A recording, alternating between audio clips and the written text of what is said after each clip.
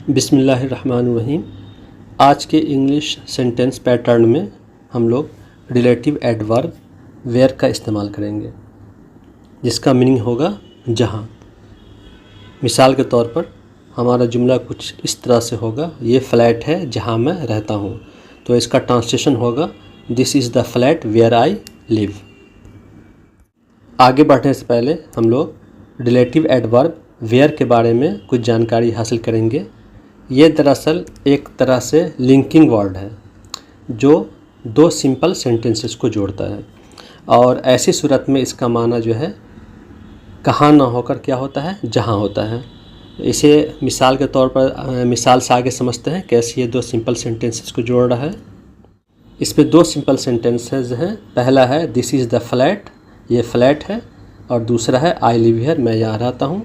जब इसे हम एक साथ जोड़ेंगे तब ये कम्प्लेक्स सेंटेंस बन जाएगा, और ऐसी सूरत में वेयर का इस्तेमाल होगा यहाँ। और वेयर की दूसरी खूबी क्या है कि ये हमें किसी इस्म या ज़मीर के बारे में मज़ीद जानकारी देता है।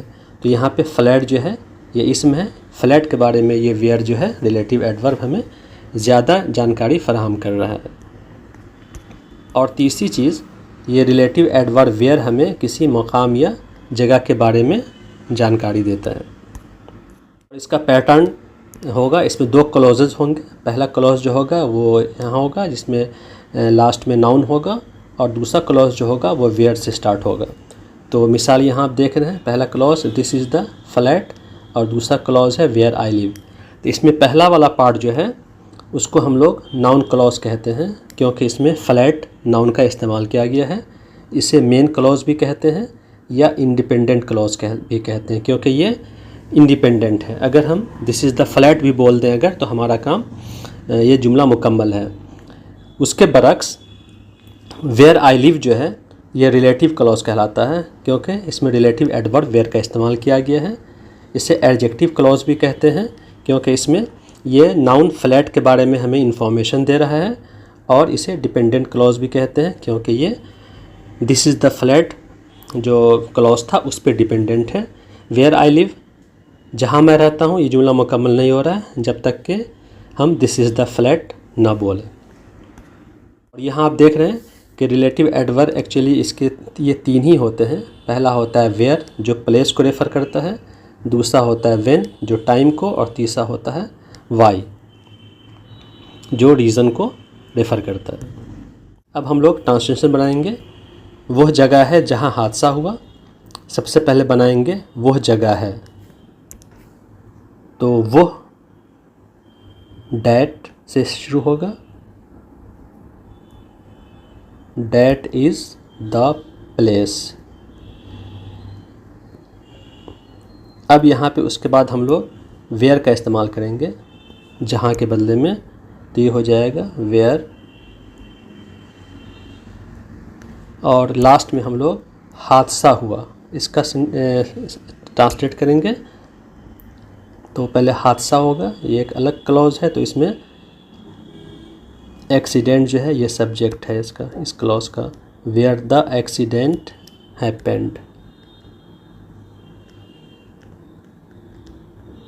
तो उम्मीद है कि बात समझ में आ गई होगी आप लोगों को। एक और सेंटेंस लेते हैं। वह दुकान है जहाँ से मैंने कुछ किताबें ख़रीदी थी। तो पिछले ट्रांसलेशन की तरह इसे भी हम वैसे बनाएंगे। वो दुकान है का पहले बनाते हैं, तो वह तो डैट का इस्तेमाल करेंगे, डैट इज़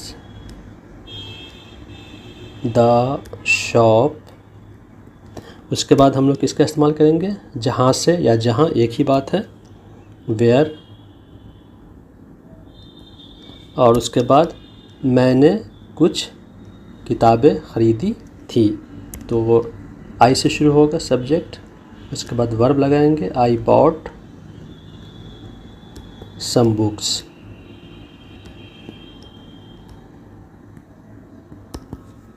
और एक और सेंटेंस लेते हैं। वह गली है जहाँ ज़बरदस्त आग लगी थी या बड़ी आग लगी थी, जो भी बोले, वह गली है, डैट इज़ द स्ट्रीट।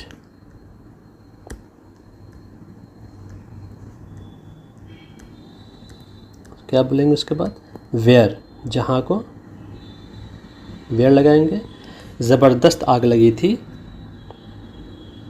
तो इसका ट्रांसलेशन होगा there was a big fire.